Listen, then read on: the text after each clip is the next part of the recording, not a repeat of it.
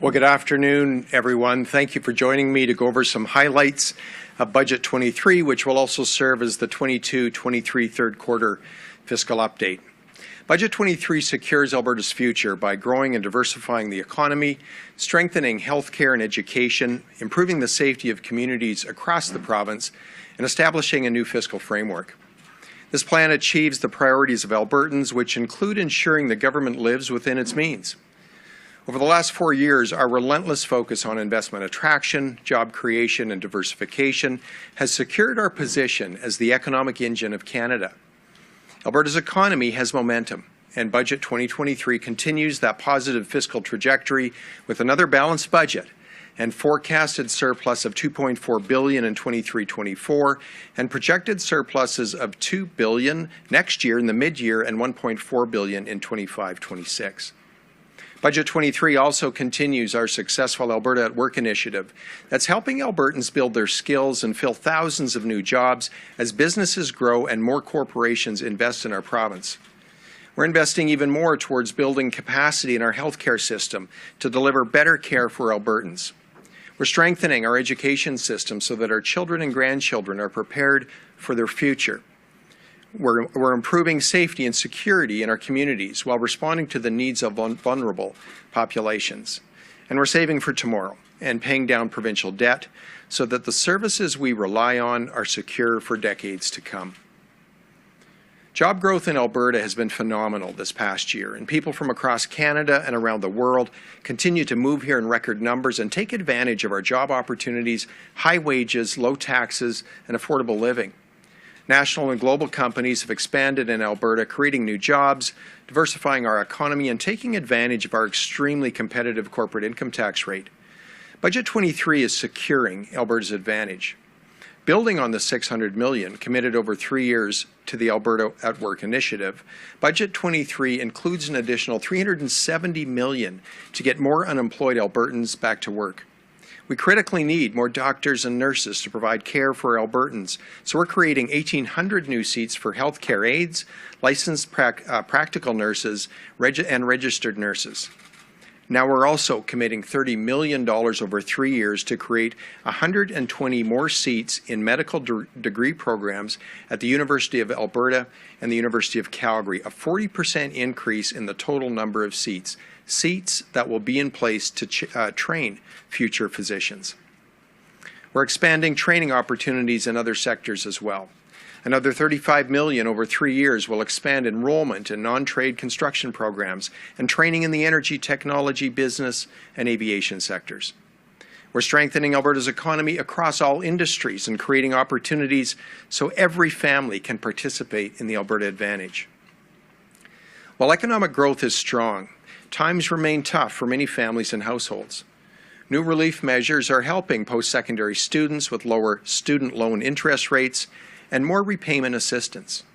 We're providing more grants and bursaries to low-income Albertans upgrading their skills to fill jobs in high-demand sectors. These measures will keep $178 million more dollars in the pockets of students each year as they upgrade their skills and acquire new knowledge on their road to successful careers. This adds to our comprehensive affordability measures, including the suspension of the fuel tax, electricity rebates, the indexation of personal income taxes and social supports to inflation, and targeted supports to our seniors, families, and most vulnerable. We're also making record investments in kindergarten through grade 12 education to secure the future for our youth. In total, Budget 23 provides an additional $1.8 billion over 3 years, including a 5.2% increase in 23-24 to fund enrollment growth, reduce class size, meet the specialized learning needs of students, and improve transportation. The 23 capital plan supports 58 school projects, including new schools that will provide new and improved student spaces, create jobs, and revitalize Alberta communities. During our budget consultations, we heard from Albertans across the province who identified the need to strengthen our healthcare system and increase its capacity. We've heard you. Budget 23 commits $965 million more this year for healthcare. That's a 4.1% increase to reduce wait times in hospital emergency rooms, provide more surgical capacity, and get more ambulances on the road to respond to emergencies. We're supporting the Alberta Surgical Initiative with $237 million over 3 years, including $120 million in new money to build and expand operating rooms in 14 communities to allow thousands more surgeries across the province. $158 million this year alone will support a plan to increase the number of healthcare professionals in Alberta, especially in rural areas. Another $150 million over 3 years for emergency medical services will hire more staff and improve ambulance response times, and $15 million will put more ambulances on the road. Our healthcare action plan will fundamentally transform and improve healthcare delivery in the province. Public safety and a fair and efficient justice system are key responsibilities of government. Budget 23 commits $1.2 billion in operating funding to public safety and emergency services and $655 million to justice. This represents a 12% increase overall. This funding will increase the number of Crown prosecutors and add support staff to address the backlog, increase capacity, and modernize our courts. It means more boots on the ground to better fight crime in our communities. Budget 23 also provides $22 million over 3 years to strengthen First Nations policing.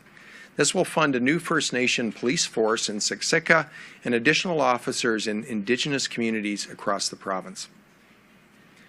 Alberta's strong balance sheet wouldn't have been possible without our commitment to responsible fiscal management. We intend to lock in this commitment and secure Alberta's future with a new fiscal framework that requires balanced budgets, controls operating spending, and provides a framework for surplus cash. A balanced budget requirement and limiting spending increases to population growth and inflation will ensure appropriate and sustainable spending. The spending ceiling will challenge government to focus on how we can transform the way we do things to improve the way we deliver services and programs, while making sure Albertans' hard-earned tax dollars are respected and used efficiently. The fiscal framework will ensure the government continues to prioritize saving for the future and the paying down of debt. And balanced budgets will become the norm instead of the exception. While our forecast revenue of $70.7 billion for 23-24 is down from our 22-23 revenue forecast of $76 billion, we're projecting another surplus of $2.4 billion for 23-24 and further surpluses the following 2 years. Record bitumen royalties of $12.6 billion have helped keep our province in the black, but corporate income tax revenue is a big part of that story as well. Just over 4 years ago, Alberta's corporate income tax rate sat at 12%, based on the assumption that a higher corporate tax rate would categorically result in more government revenue. The problem with that thinking is that there are lots of other places corporations can choose to do business, and many of those other places had a more competitive business environment. So companies passed over Alberta and went elsewhere. Investment in Alberta declined during those years, as did corporate revenue.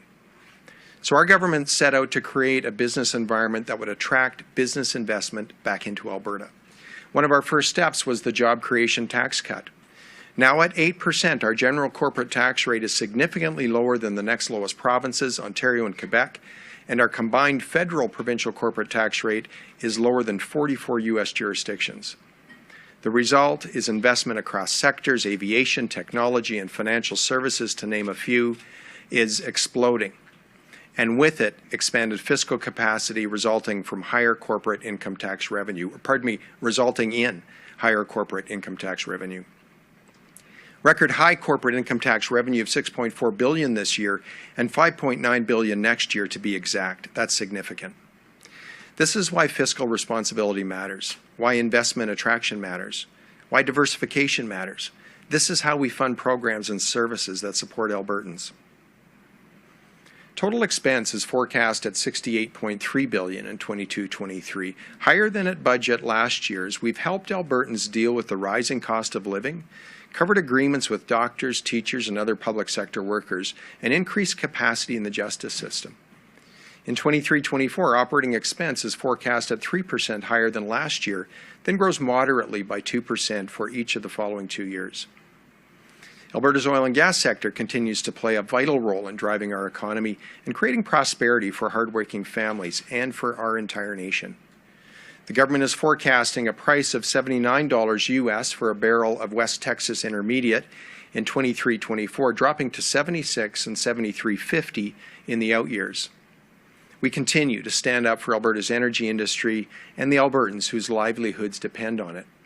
And we continue to invest in projects and programs that reduce emissions and help grow and diversify Alberta's energy sector. Alberta's economy is poised to grow at 2.8% this year, continuing to lead the country.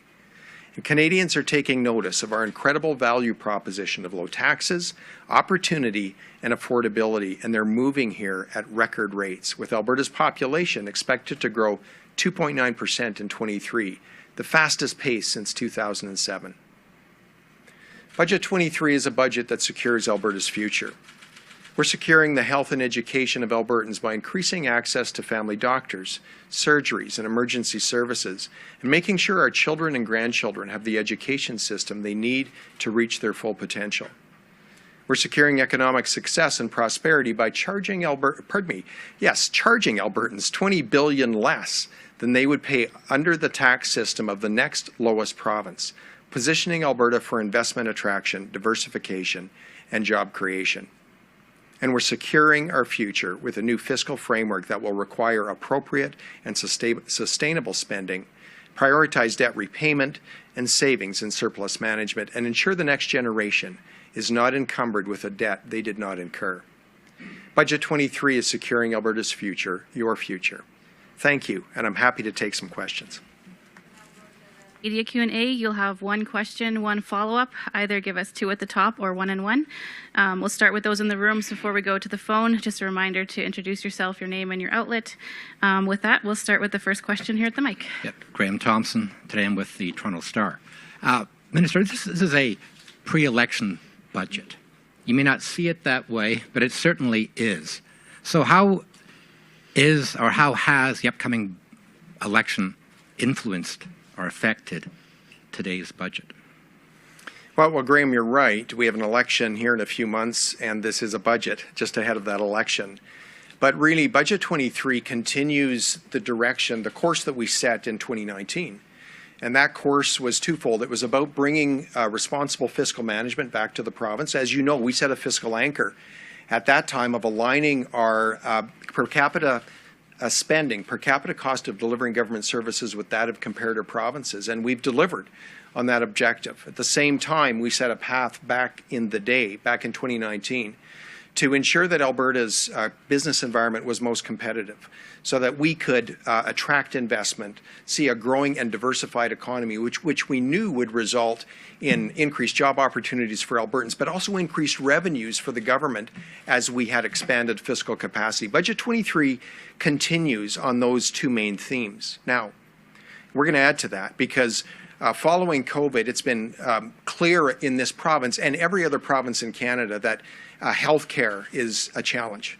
And everywhere I traveled in my pre-budget consultations, Albertans were concerned about our healthcare system.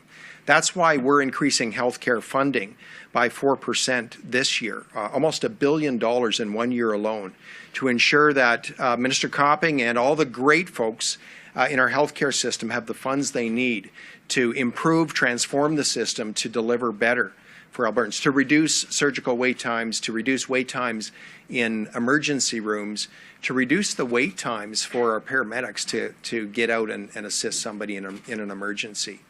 Now, the other thing, Graham, we did is we supported Albertans at a time of inflation, at a time when affordability is a challenge right across the province.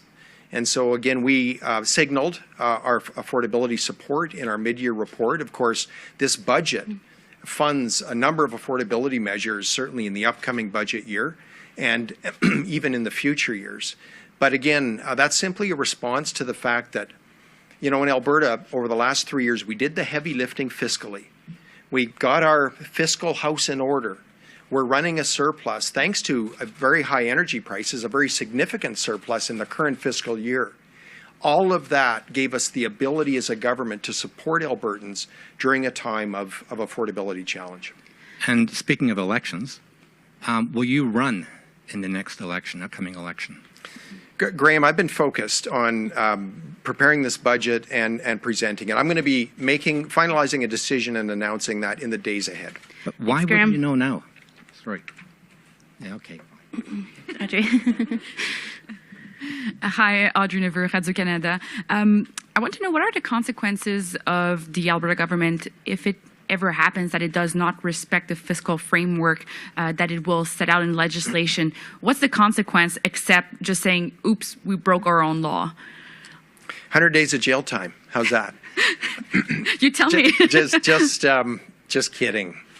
Look, for a government to contravene its own legislation, and that's regardless of which government, legislation that was passed in the House would be far more than embarrassing. It would be a public spectacle, and there would be a huge political cost to bear for breaking that legislation. I believe that simply passing legislation around these fiscal rules provides real teeth in terms of the impetus for governments to follow them. That's why crafting the fiscal rules and the details in the fiscal rules are so important. We have a revenue structure here in the province and a resource-based economy where we have revenue volatility, and these rules have to accommodate that kind of revenue structure and economy, and I believe they do. And my second question is, do the massive investments, well, big investments we see in the Alberta shares pave the way for an Alberta provincial police? Right now, we're focused on better enforcement and less crime. That's the focus of our government. So we're making very significant investments, both in our public safety ministry as well as our justice ministry. And we're going to be funding well over 200 additional enforcement officers across the province. That's significant. That's our focus right now.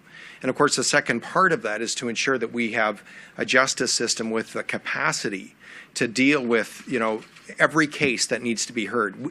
Every perpetrator needs to have their day in court. Justice must be served. That's why we're increasing, again, public safety and justice ministry budgets by about 12% on average. Great. Thank you, Audrey. Hi, Minister. Julia Wong, CBC National. Considering how volatile things have been for Alberta in the last 10 years, could you have saved more? Could you have paid down the debt more, considering interest rates are so high?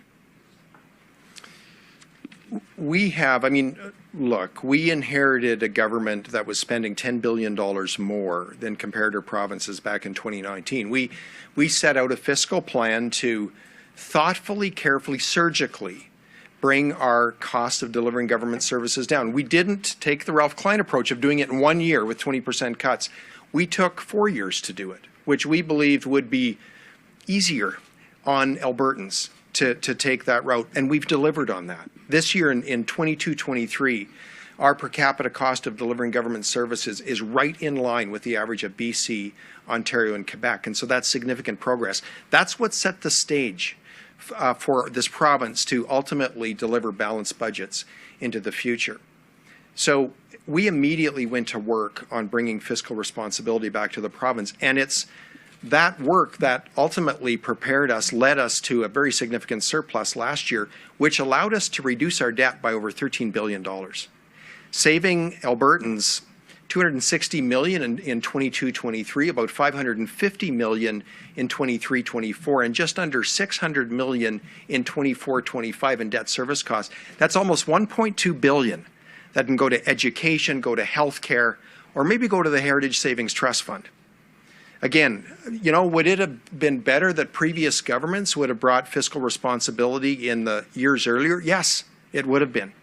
But the minute we took office in 2019, we went to work, and we had a few bumps. COVID, the largest contraction in the global economy since the Great Depression, and the largest collapse in energy prices in history was all in the mix. But again, we stuck to the plan, and I have to give credit to Albertans who dug in and worked hard and showed incredible resilience. Alberta entrepreneurs who saw opportunity that governments never could and stepped out and invested and grew this economy to where it's leading the nation right now. That's what dug us out of the hole. That's why we're able to pay down the debt and save Albertans these debt service costs. You mentioned the Heritage Fund earlier. I want to ask you about the Alberta Fund because we all got a crash course on it a little bit earlier, because what it sounds like is it's a way for the UCP government to say, hey, we have $1.4 billion left over right before the writs dropped and before there's an election. The purpose of the Alberta Fund is to bring discipline to the use of a surplus. That's really the purpose of the Alberta Fund. Look, I know in our businesses or even in our households, in my experience, if you have unallocated surplus hanging around, it's pretty easy to spend it irresponsibly. The Alberta Fund will provide guardrails, will provide a framework, will require discipline in ultimately spending that money. There's only 3 uses for funds that end up in the Alberta Fund, which of course is all of the surplus that's not being used for debt repayment in the year that it's achieved.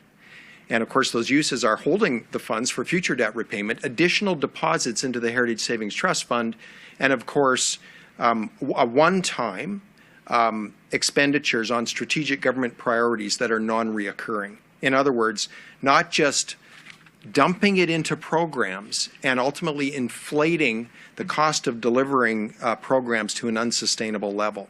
The whole purpose of the Alberta Fund is, in fact, to bring discipline to the process. Great, thank you. Catherine? Catherine Gurkowski, Alberta Today. So the last few weeks and months I've been told, stay tuned, stay tuned, stay tuned. Stay tuned for the Liability Management Incentive Program details, for the CPP, for an Alberta Provincial Police, and there's a whole bunch of these promises. I'm not seeing details, I'm not seeing line items. Why are so many of these not accounted for in this budget? Well, look, a budget is ultimately a strategic plan laid out numerically for the upcoming year. And so you're not seeing an Alberta pension plan in this budget. You're not seeing a definitive Alberta police force in this budget. And you're not seeing an R-Star program in this budget because none of those policies have been approved. Right now, we as a government are reaching out on all of them and consulting with Albertans. As the Minister of Finance, I'm looking forward to the day when I can release the report that we've been working on with respect to an Alberta pension plan. Right now, that report's being updated for a fresh data set that we received in December. The work will be done sometime in May. And it will be important that Albertans receive the report and can take a look at the opportunities and the risks of an Alberta pension plan and ultimately make the decision. So no, right now in this upcoming year, we don't have plans to move to an Alberta pension plan. And in terms of an Alberta police force, again, there's no budget line in there because we haven't made definitive plans to do that. All of these policies require engagement with Albertans, and ultimately Albertans need to decide. And on healthcare, you had mentioned this 4.1% increase, but on your own self-imposed limitation of population plus inflation, you could have spent up to 8.7%, and we're even seeing cuts still in health to things like cancer research and prevention. Why not use that full amount that you could have? Why not go even bigger for health? Our fiscal rules around a limitation on increasing expenditures no higher than population growth and CPI creates a ceiling. It doesn't create a target. Our target continues to be the fiscal anchor that we identified in 2020. And that is to align our per capita government spending with that of other provinces. We believe in Alberta we can deliver programs at least as efficiently as the other provinces. A 4% increase in health spending on top of a 4% increase the year before is very, very significant. And if we take the COVID costs out of the year before, out of 21-22, which were significant, we were right in the middle of COVID, then our increase in health spending is actually closer to 11%. We need to ensure that we're funding health adequately. We also need to ensure that we're continuing to bring fiscal discipline to the province. I believe this budget achieves both. Hi, Lily Polenchuk from The Gateway. For my first question, for 3 years in a row, the Campus Alberta grant has received cuts, but with Budget 23, it seems like this trend is reversing. So if so, why have you decided to reverse this trend now? So in Budget 2022, we as a province started to recognize that we have thousands of unfilled positions that require specific skills and competencies. We started reinvesting again in a significant way in our great world-class post-secondary institutions. That was really our workforce initiative. That was $600 million in total over 3 years. A portion of those funds were used to buy specific seats in specific occupations and disciplines where there was great demand. Just a really quick story. For the funds we set aside, we believed we could buy 7,000 seats, and these were seats in high demand areas. And Minister Nicolaides, to his credit, worked with our great post-secondary institutions. And ultimately, for that same amount of money, they're providing 10,000 additional learning seats. We're building on that. As you point out in Budget 2023, this is about, again, recognizing a great need for Alberta employers, but also a really important great need for Albertans to have the skills they need to participate in this great Alberta advantage. That's why we're investing, but we're doing it in a different way. Much of our investment is targeted towards the specific seats in the occupations and professions that are in great demand. An incredibly valuable and worthwhile investment. Great, thank you. And for my second question, you earlier said that Budget 23 is a continuation of Budget 2019. And in Budget 23, you are changing the interest rates for student loans from the prime plus 1% rate to the prime rate. But in 2019, it was the opposite. It was changed from already being at the prime rate to prime plus the 1%. So what affected this change? Sure. That's a great question, an astute question. In terms of delivering a budget and a fiscal plan that's fiscally responsible, that was the direction we set in 2019. Budget 2023 aligns with that overall principle. Here's the good news. We've spent 3 years doing the heavy lifting, making difficult decisions, all of us as Albertans. And we've got our fiscal house in order. We've achieved the fiscal anchor of aligning our per capita costs of delivering services with that of comparator provinces. That's a key anchor.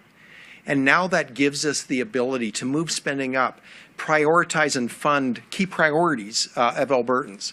And again, right now we are really facing an affordability challenge that's been unprecedented in recent time. And this is a way that we can provide real tangible relief for Alberta students. Great, thank you. We're just going to switch to the lines because we have quite a few people waiting right now. We'll come back to the room in a little bit. So operator, can you put through the first caller? Thank you. I'm a Greenie, Globe and Mail. Yeah, g'day, Minister. I want to ask you about the new Alberta Fund. Can you please expand on the reason why it is that your government is shifting what could be significant capital expenses, even if just one time, to a separate fund? I mean, you could have billions in targeted spending here, but you're choosing to omit that from budget. So can you say why? Well, again, Emma, we're establishing the Alberta Fund to bring discipline to the use of our surpluses. I really believe it's critically important that Albertans get full value and have their surpluses managed in a publicly beneficial way. That's the purpose of the Alberta Fund. It's not, it's to be more transparent with Albertans on the use of those funds. As I've mentioned, when a surplus is achieved, effectively that surplus can be used for debt repayment, additional deposit into the Heritage Savings Trust Fund, or for one-time, non-reoccurring strategic priorities of the government. And again, the Alberta Fund is so that we can be more transparent and bring more fiscal responsibility on behalf of Albertans. The budget process is the place where we identify priorities of Albertans and needs within government-delivered services such as healthcare and education. And it's in that budget process that we look to make a thoughtful, durable and sustainable decisions, appropriate decisions around funding programming. Emma, did you have a follow-up? Yeah, I do. I mean, you're saying that it's going to bring discipline, but in fact, you can spend this on anything you like that is a one-time spend. I mean, there's an election coming up, to Graham's point earlier. You could find anything in a riding where you need votes and polling is shown as being close. So explain to Albertans why this is not simply a pre-election slush fund. Emma, well, I appreciate the question. It's anything but a slush fund. It was conceived to bring discipline to the use of surplus. And so surplus could only be used for 3 uses, with a priority being saving and debt repayment. Now, included in these fiscal rules is a balanced budget requirement. included in the fiscal rules is in fact an expenditure ceiling, and including in the fiscal rules is a requirement that the government deliver based on the budget, with effectively only the contingency for use for emergencies, disasters, or unforeseen expenditures that may arise in the year. So again, the fiscal framework, the layering of protection, I believe will ensure that governments cannot act irresponsibly ahead of an election, per se, and spend a surplus that's sitting in the account. Look, even if the funds are in surplus, we're going to, running a significant surplus this year. Now we're paying down a lot of debt, which I believe is the best use for a surplus. But any surplus that sits in that Alberta fund has to be, to spend it, it has to be reflected in the budget. It can't just be, governments just can't go in there and take it and run off and spend it. It has to be spent in a consistent way with the budget that I'm going to look to present to the legislature and hopefully pass within the next 3 to 4 weeks. So again, there's a series of controls that will bring fiscal discipline to any government, and the Alberta Fund is just another mechanism to bring that discipline. Operator, can you put through the next caller? Thank you. Jeremy Thompson, CTV. Hi there. Thanks for taking my question here. Firstly, just wondering about the spending on major cities, Edmonton and Calgary. How much of an effort was made to make the spending, relatively equal? It looks like they're both getting about $2 billion. What can you say about the division between two major cities? Look, when ministries bring requests, whether it's operating requests or capital requests to Treasury Board, we at Treasury Board take a look at where's the greatest need and where's the greatest return on investment. What are the biggest priorities for Albertans, regardless of geography? That's the reality. The fact is that Calgary and Edmonton are both great big world-class cities, and so there's going to be significant capital funds spent in both of those regions and both of those municipalities, but also right across Alberta. We, again, make decisions based on need and priority and defensibility, and that was the way the decisions were taken this year. Did you have a follow-up? Yeah, and then just when it comes to cities, I'm sure, they might be interested in accessing some of the funds in that Alberta fund. It's over $1 billion. Is there a process for cities to sort of request access to that, perhaps for, a new arena or upgrades to a stadium like Commonwealth? Well, in terms of municipalities directly accessing the fund, the answer is no. There is no mechanism, and that's by design. Again, the Alberta Fund was established to bring discipline to the use of surplus. There's only 3 uses for those funds. The priority will be given to debt reduction, debt repayment, further investment in the Heritage Savings Trust Fund, and also an allowance for one-time spending that's non-reoccurring that aligns with strategic government priorities. Operator, can you put through the next caller? Janet French, CBC. Hello there. Some of the structural costs that you've built into this budget rely on oil revenues to sustain. This seems to me to be completely opposite to the work that you've done to slim down the government during the last 3 years to rein in these structural costs. So what's your long-term plan to sustain these service levels without relying on resource revenues? That's been an age-old question here in Alberta. Job number 1 was bringing responsible fiscal management to the bottom half of the income statement, to our expenditures, and that's what we believed was the first job, and we've worked hard at that over the last 4 years. Again, doing it thoughtfully, surgically, but getting it done, bringing our expenditures in line to where they're at a much more sustainable level going forward. They're to the point where we can make additional reinvestment. We can invest in Alberta's priorities. We can meet emerging needs because we've done the heavy fiscal lifting. Now, with respect to Alberta's revenue structure, it does remain volatile. We do depend at this point, certainly to a significant degree, on non-renewable resource revenues. And that's our reality right now.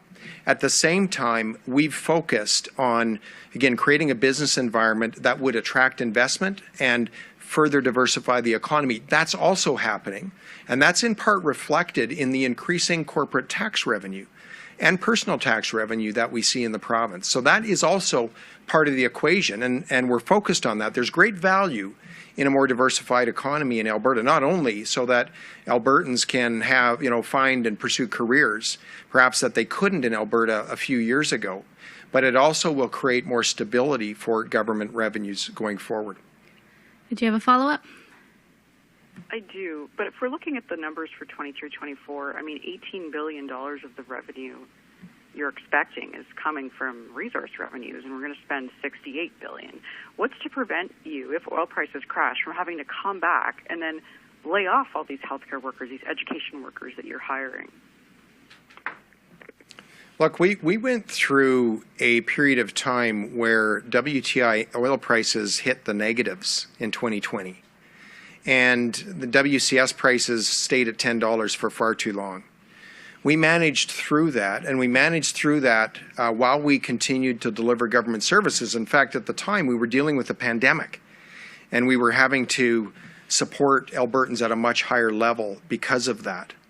I talk about the importance of paying down debt. Paying down debt creates fiscal room. And when you have fiscal room, you can more effectively deal with an economic shock that might be coming in the future. Ultimately, that's the whole goal of paying down debt, or certainly one of the goals. One of the other benefits, of course, is reduced debt servicing costs. I've said in previous years, and I continue to believe it, after the government of Alberta gets their spending in line, which we've achieved that, at some point in the future, it'll be important that Alberta takes a look at its revenue structure to ensure that it's most appropriate, that it's most efficient.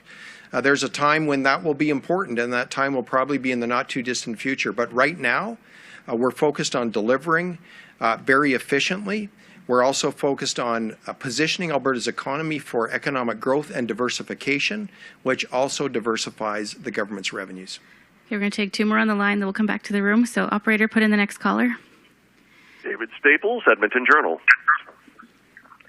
Hi, thanks for taking my call, Minister. So I'm looking at the increase in non-renewable resource revenue from 2 years ago to now. 2 years ago, it was $3.1 billion. Now it's $27.5 billion. So that's a 790% increase in non-renewable resource revenue. Someone looking at that might say, well, you're taking a lot of, why do you deserve credit for balancing the budget and paying down the debt when you get that kind of economic windfall? What would you say to someone who poses such a question to you? What credit do you think your government deserves here?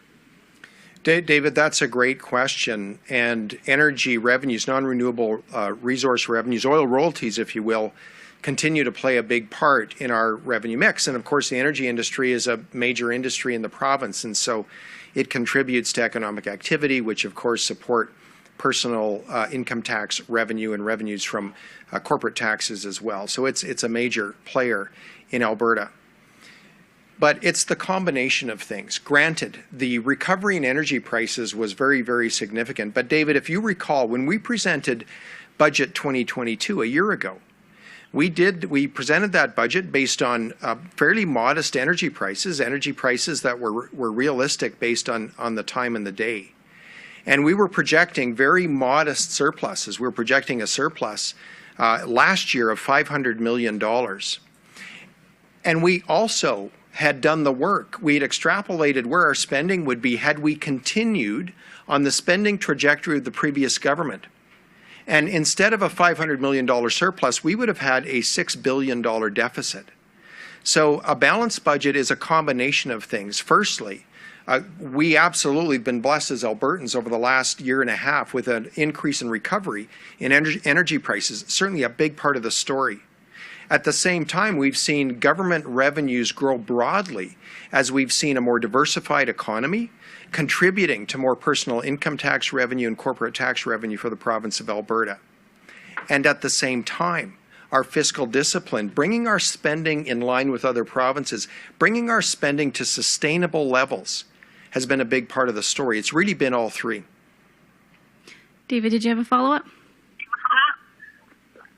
Yeah, if that same person then, same voter asked you, well, if the NDP was in power right now and enjoyed this same kind of massive windfall in resource revenue, wouldn't they also have a big surplus and also have paid down the debt significantly? And if not, why wouldn't they have done it? Well, David, again, based on the spending trajectory of the NDP when they were in office from 2015 to 2019, increasing spending by 4% a year when our economy was flatlined and revenues were declining, had they been in office the last 4 years, again, given the revenue assumptions that we made at budget time, again, they would have been reporting a $6 billion deficit, not a $500 million surplus. And the fact that we're now projecting a $10 billion surplus for the current year that we're in, I think we could also extrapolate, holding all things constant, it wouldn't have been 10, it would have been more like 4 had the NDP been in office and had they continued to spend on the same trajectory. Fiscal discipline matters, David, and it's a big and key ingredient in presenting a budget that's ultimately balanced through all 3 years of the fiscal plan. Awesome. Operator, can you put through the next caller? Thank you. Josh Aldridge, Calgary Herald. Good afternoon, Minister. Thank you for taking my question. You've talked a lot about what's happened since 2019 when the UCP came into power, about the impacts on the economy and the investments that are made there. But going through the budget this year, there's not a lot that really stands out that's new in terms of that investment in the business sector. Are you looking at this as more of just kind of stability to further invigorate that sector, or are there specific programs or specific things that are in this budget that you're looking at to provide more of an injection into that business community? Because looking at it right now, not a lot there. That's a great question, and I'd love to answer that. Because again, back in 2019, we worked hard to create a very competitive business environment broadly. That's why we brought down our corporate tax rate, our general tax rate, from 12 to 8%. That's why we've been focused on red tape reduction, regulatory modernization across sectors. And we've done that because we believe it's important that broadly we should have a very competitive business environment, because there'll be opportunities that government could never see. And if we have a very broad-based competitive business environment, entrepreneurs and investors can take advantage of opportunities regardless of what sector. And that's what we're seeing today. And that's been very, very gratifying. And it's resulted in a diversifying economy of significant proportion. Awesome. Josh, did you have a follow-up? Yeah. Was there any real consideration into further lowering the corporate business or the corporate tax or the small business tax to further address some of the inflationary pressures, especially with the global slowdown coming? You know, we consider our tax structure as we look at every budget. Right now, we are very, very competitive, more than competitive from a Canadian standpoint, and very competitive with U.S. states. So we believe that we've calibrated our corporate tax rate at the right level. I should also mention that we have done some very specific, unique things in this budget with respect to our business environment. We have brought in the agri-food processing and manufacturing tax credit, non-refundable corporate tax credit, which again will further improve the competitiveness of our agri-food processing and manufacturing sector and our agriculture industry broadly. We've increased the film tax credit going forward, which again will improve our competitiveness in that space. And we've seen the film and television industry absolutely explode over the last few years. So two things. Budget 23 is about stability, and business investment craves stability. I know as a business owner and manager, stability and certainty are critical. That's what Budget 23 does. It brings stability. At the same time, we're making tweaks to even further improve the competitiveness of our business environment. Awesome. We'll take it back to the room. Thank you, Charlotte. It's Lisa Johnson from the Edmonton Journal. Hi, Minister. I just want to go back to Emma's question about the Alberta Fund. You're saying that the purpose of the fund is to have guardrails up. to direct how the government spends a surplus or what it does with a surplus. But this is discretionary one-time funding. Are you promising that you are going to detail any spending from the Alberta Fund, if there is any, before the election in the legislature? Because there are no details in the documents today about what the government plans to spend potentially $1.4 billion on, potentially a month before the writ is dropped. Any spending that's done between now and the election needs to be reflected in the appropriations bill and fiscal plan that I'm presenting in the legislature later today. That's a reality for the upcoming budget year. Again, there's a contingency amount, $1.5 billion in the budget that I'm presenting. And that contingency fund is crucially, vitally important to ensure that we can deal with disasters and emergencies that we're unable to budget or plan for. But again, any plans and programs need to be reflected in this appropriations bill. And so, no, again, the Alberta Fund really does provide guardrails. And firstly, at least 50% of a surplus has to be used towards debt that's maturing in the year the surplus is attained. That's number one. It prioritizes debt repayment. That's our fiscal rule. But anything that ends up in the Alberta Fund, only debt repayment, additional investment into the Heritage Trust Fund, or again, one-time non-reoccurring investments that align with government strategic priorities could fit as well. But that needs to be reflected. Those plans need to be reflected in a budget. Follow up? Sure. Yeah. But we won't see a fiscal update until after the election, so we won't have those details. But you're saying that it's going to be reflected in appropriations in detail. Just to clarify, but I have a second question, which is a bit of a niche question. In a mandate letter to her minister, Premier Danielle Smith, asked for a digital innovation tax credit for video game creators. I'm wondering why that was abandoned in this budget. I don't see it anywhere in the budget. Sure. You know what? We constantly evaluate our competitiveness in every sector where we know we're naturally competitive. Certainly the tech sector is an area where we're naturally competitive. The numbers speak for themselves. And I should point out that in 2022, Alberta set another record in terms of venture capital investment at something like $729 million. And we did that. We set a new record at a time when other large provinces with large tech sectors saw a decline in investment. So the point there is that Alberta is very competitive in the tech space. We have a growing tech sector in Alberta. We evaluate the competitiveness of every sector ahead of every budget, and a digital media tax credit is not included in this budget. We continue to work with the sector and the industry to understand what they're going to need to remain competitive. If I take a look broadly at the tech sector, what we're doing, again, broadly as a province, and that includes governments, includes our academic institutions, it includes our world-class tech sector, what we're doing broadly is working because we're winning with venture capital investment. Great. Thanks, Lisa. Good afternoon. It's Safe Kaiser Global News. Minister, a couple questions back. A couple of times you said this is not an election budget, but when we actually look at the budget, we see Calgary, which is a battleground, mentioned almost double the amount of times Edmonton is, more money going to Calgary for more things. Why would that be the case if you're claiming this isn't an election budget?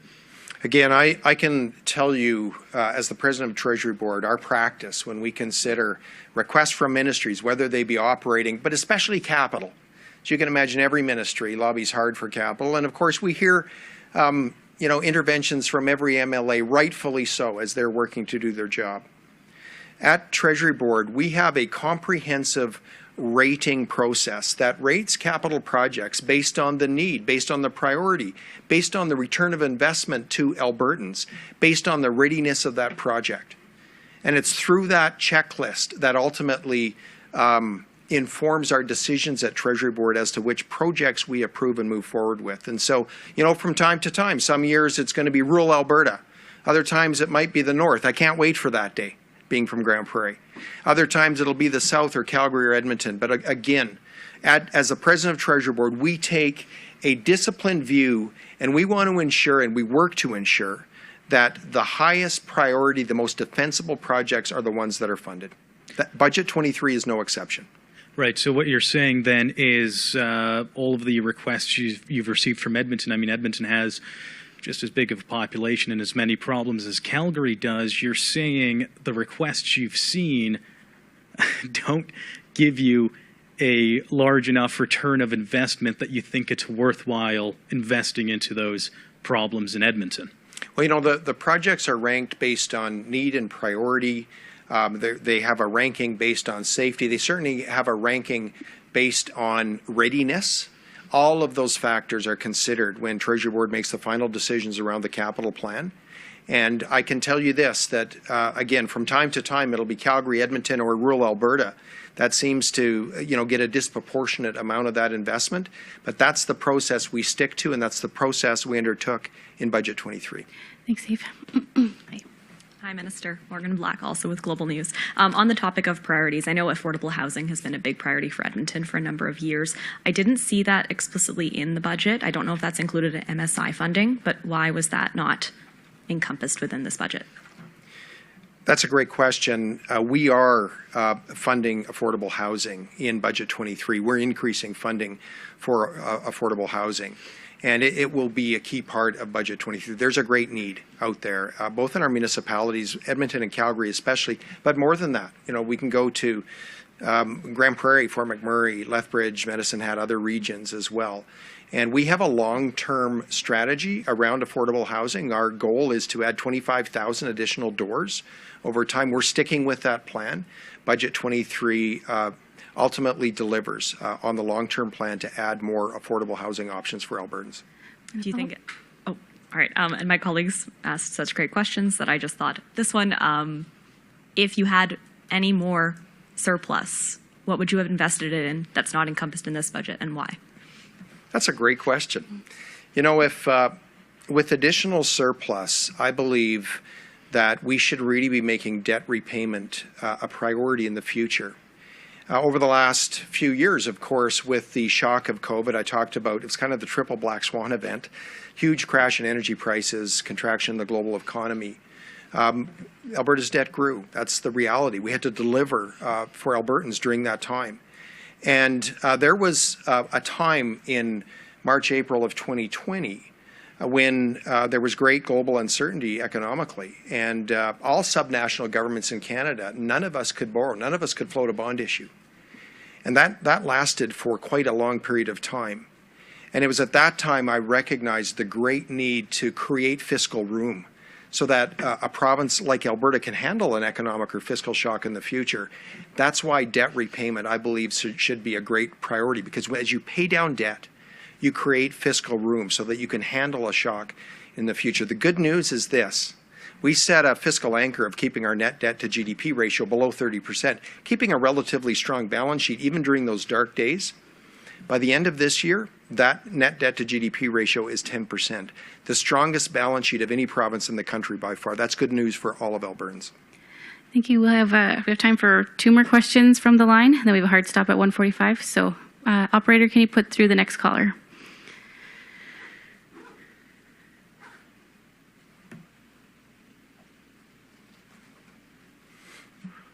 One moment, please.